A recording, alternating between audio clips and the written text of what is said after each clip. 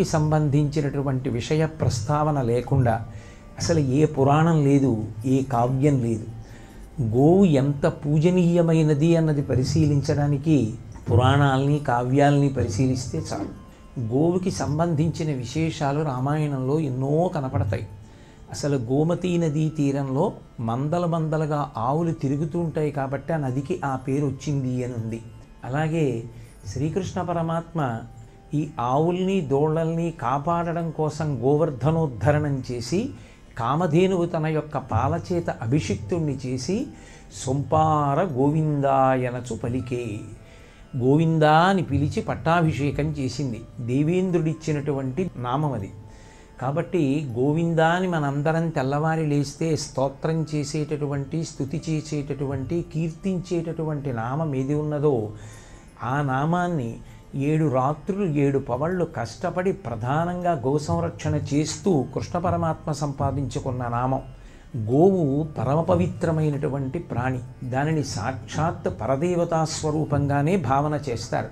అందులో ఏ విధమైన సందేహం లేదు. గోవుకి పూజ చేయడం, గోవుకి ప్రదక్షిణం చేయడం, గోవుని పరదేవతగా భావన చెయ్యడం ఈనాడు ఎవరో కొత్తగా కనిపెట్టిన విషయాలు కావు.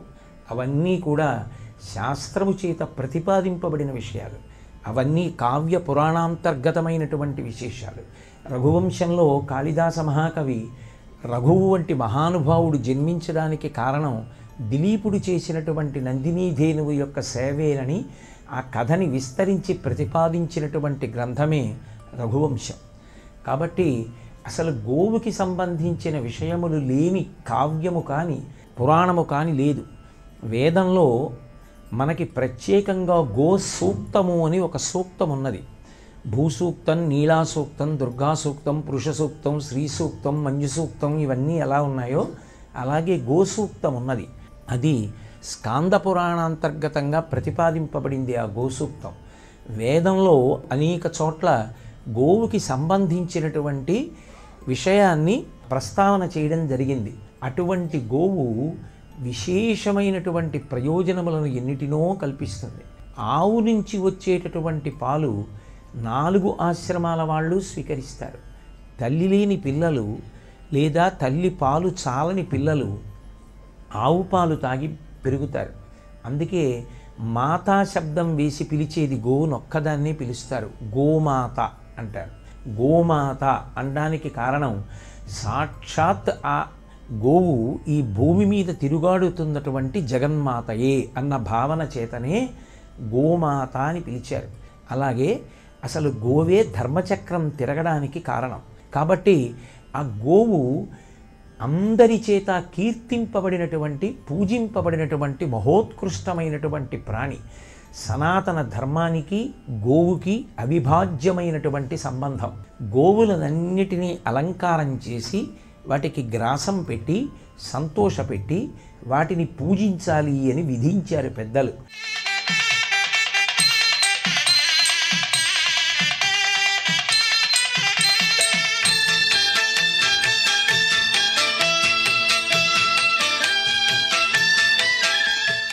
రావమ్మ మహాలక్ష్మి రావమ్మ, రావమ్మ మహాలక్ష్మి రావమ్మ, నీకోవేళ ఈ ఇల్లు కొలువై ఉందువుగాని, నీకోవేళ ఈ ఇల్లు కొలువై ఉందువుగాని, కొలువై ఉందువుగాని కలుమూల రాణి రావమ్మ మహాలక్ష్మి రావమ్మ, రావమ్మ.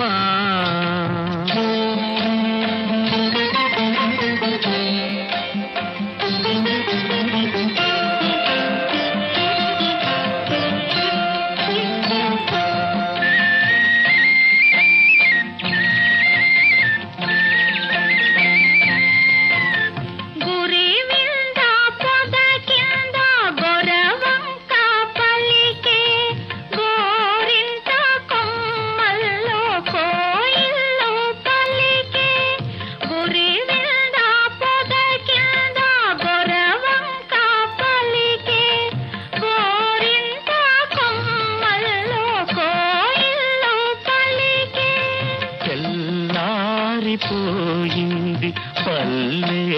లేచింది, తెల్లారిపోయింది,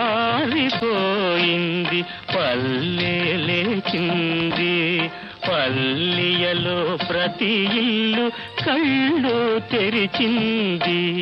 రావమ్మ మహాలక్ష్మి రావమ్మ, రావమ్మ.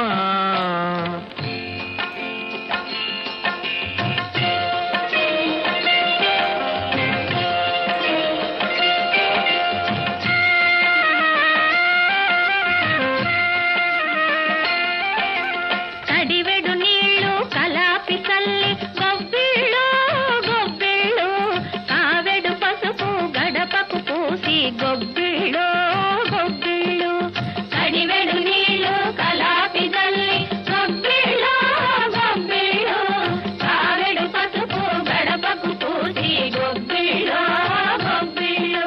ముచ్చాల ముగ్గుల్లో ముగ్గుల్లో గొబ్బిళ్ళు, ముచ్చాల ముగ్గుల్లో ముగ్గుల్లో గొబ్బిళ్ళు, రతనాల ముగ్గుల్లో ముగ్గుల్లో గొబ్బిళ్ళు, రతనాల ముగ్గుల్లో ముగ్గుల్లో గొబ్బిళ్ళు.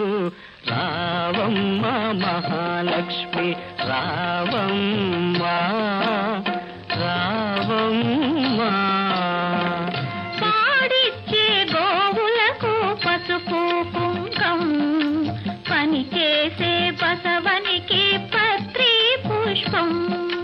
పాడిచ్చే గోవులకు పసుపు కుంకం, పని చేసే బసవనికి పత్రి పుష్పం. గాదుల్లో ధాన్యం కావిళ్ళ భాగ్యం, గాదుల్లో ధాన్యం కావిళ్ళ భాగ్యం. కష్టించే కాపులకు కలకాలం సౌఖ్యం, కలకాలం సౌఖ్యం. రావమ్మ మహాలక్ష్మి రావమ్మ, నీకో వేళ ఈ ఇల్లు కొలువై ఉందువు గాని, కొలువై ఉందువు గాని కలుమూల రాణి. రావమ్మ మహాలక్ష్మి రావమ్మ.